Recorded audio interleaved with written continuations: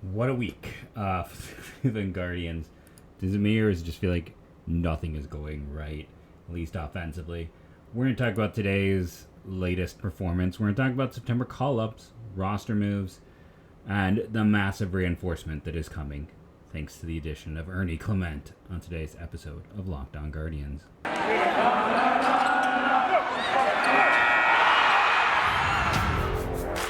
You are Locked On Guardians, your daily podcast on the Cleveland Guardians, part of the Locked On Podcast Network, your team every day.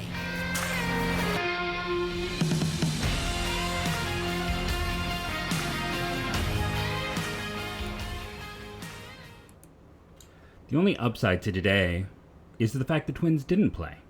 I'm your host, Jeff Ellis, the host of Locked On Guardians. For this, I was a lead draft and prospect analyst at Scout and 24/7. Before that, I wrote for Indians Baseball / Indians Prospect Insider. And now I have been at almost 800 episodes for Locked On. That is kind of crazy when I sit back and think about 800 episodes. Today's game. How about the fact that Bieber, pitcher wins, flawed stat. The fact he's only 8-8 isn't say so much about Bieber, or the fact that Triston McKenzie is 9-11.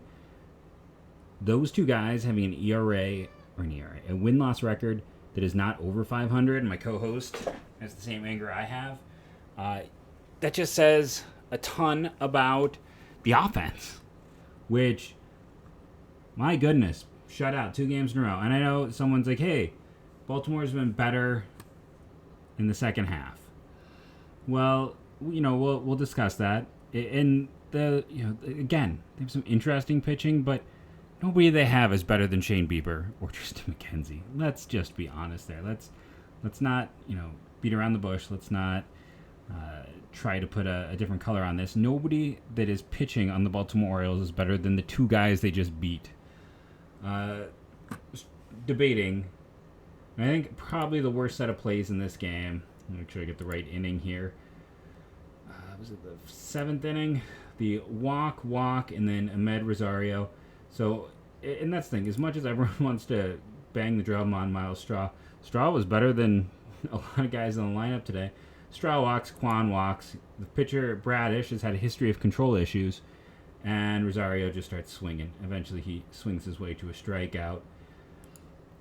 And Jose flies out. This was just a bad game all around. There's not much. And here's the other annoyance, okay? How many times have we talked about how inefficient this lineup is? And I don't have an issue. Again, Owen Miller, it's fine. I'm not upset about Owen Miller when you're facing a righty, because that's what he should face. Owen Miller is not worth getting mad about. What is worth getting mad about is Gimenez. Since May 1st, his runs created plus is just 3, it's a 149 for Jose to a 146 for him. He has been Jose's equal since May 1st, and if you say, July and August, he's been the better hitter. There's no way in the world he should be batting 6th in your lineup. No way.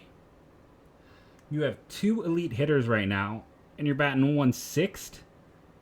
Explain the logic, outside of, balance. Balance doesn't matter if you're playing guys who can't hit the ball ahead of him. Then you're just balancing outs before you let your best hitters come up. Gimenez should be hitting no worse than 4th, and one could make a solid case that Gimenez and Jose should be 2 and 3. You have a clear top 3 hitters on this team. And Quan, Gimenez, and Jose Ramirez. Those should be your first 3 hitters. They should be getting the most at-bats. They should be, working in concert. And today's game is a great example. They don't get anything in this game. They have 4 walks and 2 hits. 6 base runners. 4 of those base runners are Gimenez and Jose, who have 2 guys between them. Maybe they're able to get a run in this game if your 2 best hitters are actually connected in the lineup instead of having 2 outs between them. It hasn't made sense all year. But then again, it took, 3 months to let Gimenez even play against lefties? The reluctance to accept that he is a star in the making is mind-boggling to me. And the fact that he continually plays near the bottom of the lineup. 6th, you're like, that's not, 7, 8, 9's the bottom. 6 is closer to the bottom than the top. your best hitter since mid-May, and a guy who's basically been tied for best hitter since May 1st, is batting sixth. Makes no sense at all on any level. That's my big rant. I'm not going to have too much else rant-wise outside of just the offense being terrible. And that's we talked about, like Ahmed. He's up, he's down. He had that stretch in the middle where he was good. We'll see. Or is he going to end up being what he's always been, which is a league average bat with below average defense? Back in July, when I was kind of like, okay, maybe I'm wrong on him, the defensive ratings have slipped, and now we're seeing a bat slippage. We'll see if he can right it, but part of his profile has always been when you are an extreme contact hitter, you're going to have ups and you're going to have downs. And that's what kind of protects someone like Steven Kwan, is he at least has a decent walk rate. But when you don't have that, it's going to be all over the place. And Rosario is a good hitter. That's why he can be a major league talent in spite of the ups and downs. If you want to see someone who isn't a good hitter with that profile, it was Oscar Mercado. And you can go back to when I started this podcast where I talked about I had my concerns about that type of hitter profile. It's the same reason I was never high on Mejia compared to the crowd, and the same reason I've always been a little bit lower on Ty Freeman. I don't like the hit-only profile. For someone that people are out there saying needs an extension, well, then he's got to complete a full season. We have to see what's going to happen. Or again, like I said, when you talk about Ahmed right now, if we're sitting back and looking at just his data on the year, I doubt it's been updated for today's game. It would be a little bit lower, but you know, he's got a 104 runs created plus right now. A 104. You know what he had last year? A 99. For his career, it's a 95. He was worth 2.3 WAR a year ago. This year he's worth 2. In about 19 less games than a year ago. He's essentially going to be the same player he's been. The same player he's always been. The same player that he is. League average bat, below average defense.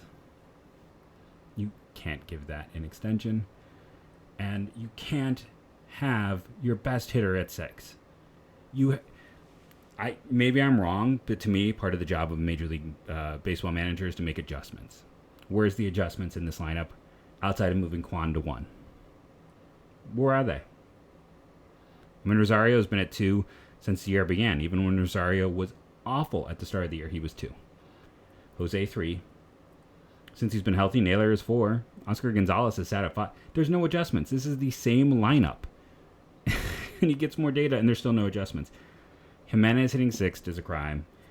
Yeah, I'm super annoyed at how this game played out today. And you can hear it in my voice. I'm super annoyed at this last week of following this team. And then I'm even more annoyed that your offense is scuffling. And again, it's a week. So this is like terrible data to even look at. But in the last week, Jose Ramirez has a runs created plus of 215. Austin Hedges a 165. Owen Miller a 96. Steven Kwan a 90. Rosario a 58. Palacios a 56. Maley a 40. Gimenez a 29. Naylor a 14. Oscar Gonzalez a 14.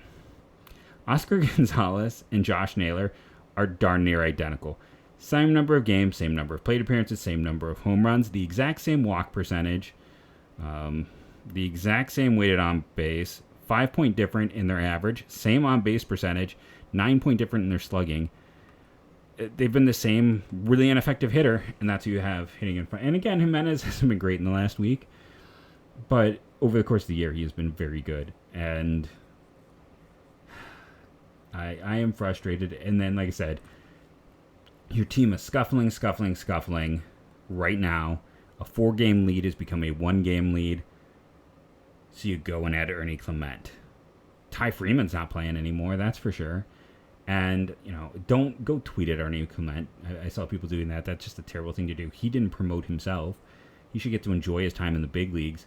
I still think he can be a useful major league player, but he's not going to help this lineup. And he was one of the 10 worst hitters in baseball this year.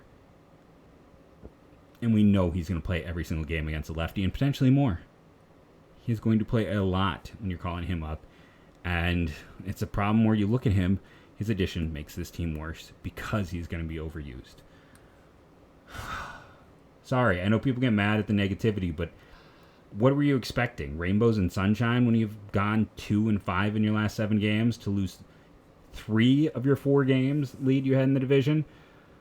Again, if you don't like it, you can let me know. Hit me up in the comments. I always respond. You can hit me up at Twitter at JeffMLBDraft. We're going to take break number 1, come back, and get into the nitty-gritty of a truly terrible game. We'll have fun with it. And we will talk about the Royals in segment 3, who may not be quite as bad as you think, unfortunately. Are you one of those people who thinks it's okay to drive stoned? What's the worst that can happen? You end up driving below the speed limit. It's no big deal, right? Wrong. Truth is, your reaction times slow down when you're high. You not only put yourself in danger, but everyone around you. Talk about a buzzkill. Stop kidding yourself. It's not okay to drive high. If you've been using marijuana in any form, do not get behind the wheel. If you feel different, you drive different. Drive high, get a DUI. Okay, so Cleveland manages, like I said, they had 6 base runners in this. The only players to reach base twice, Gimenez and Jose. They each had a hit and a walk. You then also had a walk to Stephen Kwan and a walk to Miles Straw. And that's your total base runners in this one. 6 opportunities, though, should typically lead to about 2 runs. No extra base hits. You could see, okay, it still should maybe get you to 1 run. No, again, no timely hitting. Even when they had like a hit and a walk, and there were 2 innings where they had 2 base runners on, or 2 base runners reached that inning, because there was the double play. There's just nothing to show for it. On the other side of things, in very reminiscent of last week's Sunday's game, 3 solo shots. And here, Bieber has always been prone to the long ball. He also struck out 11, which felt like, is that his best strikeout total this year?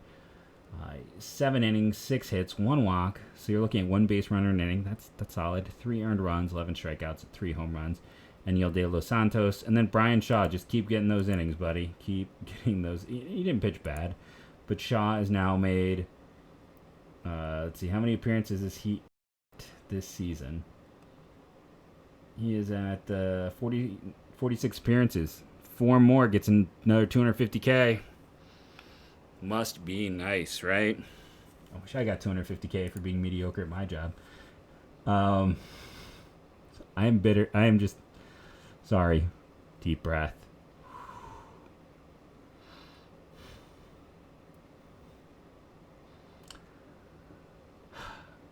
Other side of things. 7 hits. And I forgot Baltimore also had 2 errors. So Cleveland actually had 8 opportunities in this game. And nothing to show for it. The other side of things, they had 7 hits and 1 walk. So they also had 8 opportunities, but they got 3 runs. Now, in fairness, it was 3 home runs. At the same time, each of these 2 teams had the same number of opportunities.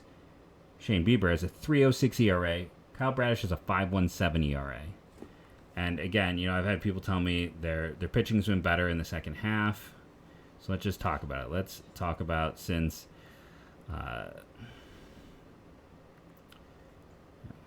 basically, we'll say July 10th to now.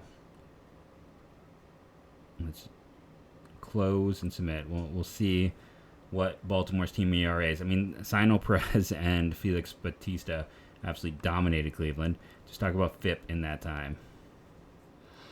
So during that time, Baltimore's FIP is, I cannot see, the 12th worst in baseball. 12th worst in baseball. Between Detroit and Minnesota. Minnesota's been as good as them as a pitching staff when we talked about the Minnesota injuries. Cleveland, 9th best. So, yeah, I'm not saying that Baltimore is a dumpster fire, but Cleveland had the better pitchers on the mound, and I don't think that's up for debate. Cleveland's offense made these Baltimore pitchers look like Hall of Famers, and they've been fine. They have not been this good. So it's not necessarily to insult Baltimore. It's to say that, they've been better. They're still not good statistically. And Cleveland made them look dynamic. 3 stars. Bieber, Gimenez, Jose. I mean, I think that's pretty straightforward and simple in this one. It's, like I said, luckily the Twins didn't play. Cleveland remains as a 1-game lead. Twins now have the White Sox, who might play better because they sent Tony La Russa home. He's probably not going to manage maybe the rest of the year. I mean, they were talking about him in the past tense when players were there. Cleveland's got Kansas. They have Seattle and then Kansas City. Yeah, they have Seattle, then Kansas City. I was talking about Kansas City earlier. It's first Seattle, then Kansas City. Which I think I was just kind of hoping it was Kansas City after everything else that was going on. But no, it's Seattle first. And it's hard to feel good after what we saw last time, especially because, again, yeah, you'll get, Quantrill in this series, but, you're getting their lesser starters for the Guardians. This is not exactly a situation where you're getting your best starters going in there to face a very good team. So instead, it's Plesac versus Luis Castilla. I mean, that's going to be a thumbs down for me. Savale versus Robbie Ray. Ray hasn't been great this year, but he just dominated the Guardians. That's going to be a thumbs down pitching matchup. Quantrill versus George Kirby. That should be the advantage. Then again, I said on paper, the Guardians should sweep Baltimore. I'm not doing well. Let's be honest. If I'm going to pat myself on the back, this is the time where I eat dirt. I mean, the Guardians are what? I said 2-5 in their last 7. I'm 1-6. I mean, maybe this is the best thing I can do is just say, no, pick Seattle for all 3 of these right now. Then comes Kansas City, off day a week from today when I'm recording Thursday. And that's the Twins. I mean, this division is going to be a lot clearer in, a week and a half. Now, that's kind of a silly thing to say because, of course, all these divisions get clearer as we get much closer to the end of the season. But yeah, it's, can they take care of business? Can they take care of Seattle before going on the road for Kansas City, a team that we won't get into it today, but Kansas City is playing a lot better in the second half since they started going to their young players. If you talk about something like their pitching hasn't been great all year. Let's just be honest about that, even when you talk about the shortened sample size. But that's a team with better offense. I'm just not feeling super duper comfortable with this Cleveland Guardians team right now. And again, does anyone else feel like me where you kind of miss the old days where the maybe not necessarily we need 40 players up at the end of the year, but wouldn't 30, 31, 32 be nice? So you could get that third catcher, you could get the utility infielder, but they can maybe call up a bat or two that could help or contribute. Because Ernie Clement isn't the answer. Let's just be honest there. Cody Morris is going to be useful in the bullpen, but the bullpen is they gave up, 1 run since mid-May. Zach Meisel wrote a great piece on that, so of course the minute he wrote and promoted that piece, the Guardians bullpen gave up a run. That's the way life works. But, yeah, the bullpen has been... Cody Morris is a great addition for the bullpen. The bullpen is the one thing that you really don't need to worry about right now with the Cleveland Guardians. Yeah, I mean, offensively, they need to do something. And it's, again, the lineup is just, it doesn't make sense. I don't care who you are. And there's going to be people you already talked about, you're bringing it up again, because that always happens. There's no logical way you can explain to me why Gimenez should hit 6. There isn't. There's no logic at all to that. We're going to take our next break, come back.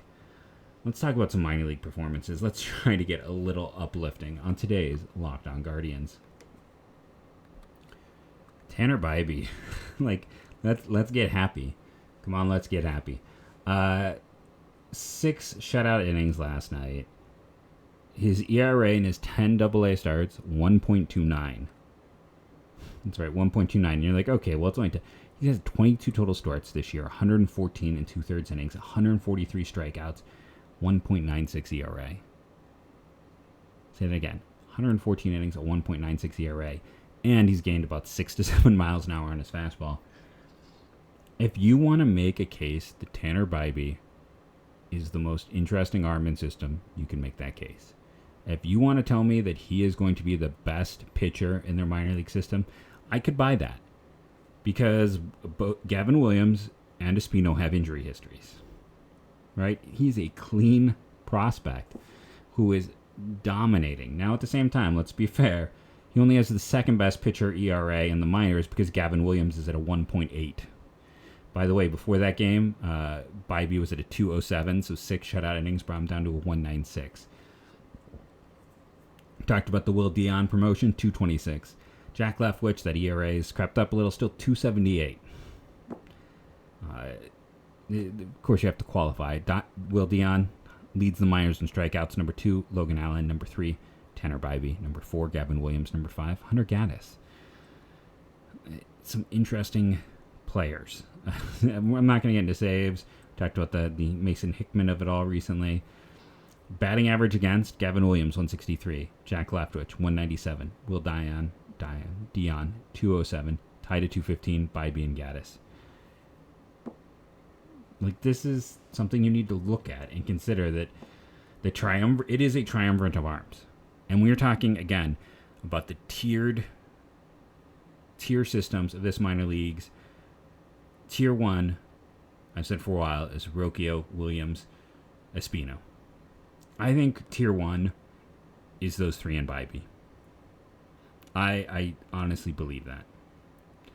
I think, your second tier is Naylor and Valera, and then your next tier has about 15 names we can discuss. But it's those top 2 guys, or top 4 guys as it is now. I think he has put himself in that. It's just in all 3 pitches flash plus. He is so good right now. It is, if you are really digging in, it's impossible to miss. So let's continue and talk some offense as well. Pitching is fun, and that top 3, hard to beat. And then it's also nice, right, that Hunter Gaddis keeps appearing. And I've talked about him, that I think if he is not at least a back-end starter, he's going to make one heck of a reliever for this organization. Now, leading a lot of these lists, Will Benson. Will Brennan does lead the team in lead the minors in batting average at 309. Next closest, Angel Martinez at 289. By the way, Will Benson, 4th in batting average. Home run, Benson is 5th. Remember, he's been up for almost a month now, right? You have some of the usual suspects we've talked about all year there. Let's talk on-base percentage. 1 Benson, 2 Bo Naylor, 3 Isaiah Green. He is, someone to start paying attention to more and more. Then another one of those pieces from that Lindor deal. Slugging percentage, Jonathan Rodriguez with his promotion has now slipped behind Will Benson. OPS goes Benson, Naylor. Angel Martinez is 3. Like, he's one of those guys, too, that if you want to make a case that he should be up and considered part of that second tier, I'm not going to make a big, long fight with you. I'm not. With just what he continues to do, he's a top 10. We have to figure out where. You kind of, like I said, you have kind of your initial 6, and then the next group is really where we can dig in, but he is somewhere in that 7 to 10 range. And then just continuing on, hits, Brennan, Jose Tena is at 2, by the way, Rocchio 3. We haven't said his name a lot. He's definitely got Tena, who's kind of slipped, but it's good to see. Brennan leads it in doubles. By the way, Micah Pyers, 3rd in doubles, 5th in home runs. That's stuff you want to see. That is a good combination. Petey Halpin appears on that list. Petey Halpin's also on the hit list. Petey Halpin's also on the triples list. Isaiah Green, 8 triples, leads the team. He also leads the minors, and he has 90 walks. Will Benson, 75, was 2nd. Bo Naylor also has 75. Like, he is just outpacing everyone else. Now, he's been a low batting average, high walks guy, but there are some really nice tools. And he also leads the minors in stolen bases. He has 8 less than the number 2 and number 3 players combined. He's at 36. We're talking 44 for the other 2. Yeah, he's been really good. He's walking, and then he is stealing a lot of bases, and he's a really strong athlete. And honestly, like I've talked about, like who the top 25-ish are if I really sit down and we go through those names. But I think, going through those names in that 26 to 30, Isaiah Green was going to slot in there somewhere for me as well. It's just the walks, the speed, the tools. He's gotten better and better as the years gone on with contact. That's going to be his question. Can he make enough contact? It's just, by the way, Micah Pyre is also 2nd in triples. So he's top 5 in home runs, doubles, and triples. And he's a first baseman right now. So he's they're not going to protect him. He's Rule 5 eligible. If a team drafted him thinking maybe he could be Mark Kaneha, I wouldn't be shocked. And Mark Kaneha is probably the best possible outcome. We had the thing where I talked about what Justin Lotta reported about how he actually comes from a very rich baseball bloodline as well. So, yeah, there's some interesting guys. We know the big names. We know the Rocchios. We know the Espinos. We know the Gavin Williams. But, for many of us, Tanner Bybee has been a revelation this year. Isaiah Green's continued performance is revelatory as well. I think it is, if you're looking, I know George Valera's name, you're like, well, you didn't really mention him. How is he doing? Well, he's still 8th in slugging, 4th in OPS. Total bases, he's 4th in the system. He's just kind of just a little outside. Like Micah Pyers is 3rd in total bases. Noel 2. Will Brennan is 1. So, Joe Naranjo, who had the hot start, and Milan Tolentino, a lot of these guys got promoted, and it's hard to make those moves up level. But just looking at statistical performances, it's very easy to kind of bucket these guys, right? Like, okay, so who are the guys who have really performed this year and who aren't already, in the big leagues? And that's where you put, Angel Martinez. You're going to put George Valera. You're going to put that kind of Rocchio. Those are the guys who have kind of are the high-end prospects who also have been the high-end performers. Next bucket, the high-end performers who maybe we weren't really paying attention to. And that's where you're going to put the Pyers. That's where you're going to put maybe Isaiah Green, who was, again, not a top 20 guy anywhere. The first bucket was. Then you go to your third bucket, and it's the guys who, solid performances, interesting guys, the guys like the P.D. Halpins, Jonathan Rodriguez. Now, I'm not saying that Halpin and Rodriguez are anywhere near each other in ranks. They're not. Halpin's in that top 25 area, and Rodriguez isn't ranked in the top 30. But just the bucket approach, I think, works better when you're looking at these minor league players. In that first bucket, I don't think I mentioned Bo Naylor. He's there. Second bucket, that's Will Brennan. We didn't expect Will Brennan to quite do that this year. And that's what I think is fun about this minor league system is there is a lot of high-level performers. There's a lot of players to figure out. And what I talked about in yesterday's show is we got to figure out Brennan, but we also need to figure out Benson. And we need to figure out Jones. And we need to figure out, Gabriel Arias has played really well in the last month and a half if you're not paying attention. I would have much rather seen him be the call-up. He's also right-handed. He's a better defender than Ernie Clement. He can't be a worse hitter. If I were to just pull up, this is team stats. So if I were to come back to just Cleveland stats this year, now I'm sure when I look at it now, when Arias was up here, it was actually, really poor. So there's a chance that statistically he has the lower runs created plus than Ernie Clement. Because Arias was limited, so he might actually... GA had a negative 31. Now, that was all of 20 plate appearances. And the other side of things, Ernie Clement had a 44. 158 plate appearances. Worth negative 0.5 WAR. GA was a negative 0.3 WAR. And you got to see what you have in these kids. We know what Clement is. Call up GA.